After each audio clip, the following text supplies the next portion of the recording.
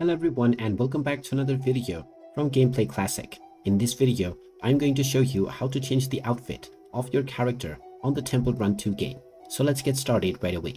First of all, open up the Temple Run 2 game on your device. And once you open it up, if you wish to change the outfit of your character, then simply tap on your currently selected character from the homepage.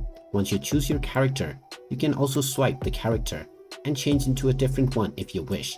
And if you wish to change the outfit of any particular character, just tap on the outfits button. You will now be able to cycle through the various different outfits that are available for this character. After choosing your desired outfit, you can also choose hats if you have collected them, and you can also use various different power-ups. Once you are done, you can tap on the play button to start playing with this character along with the outfit that you just selected.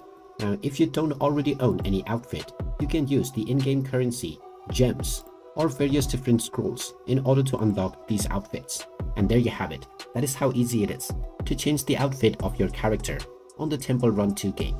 If you find this video helpful, make sure you hit that like button and subscribe to our channel if you haven't done so already.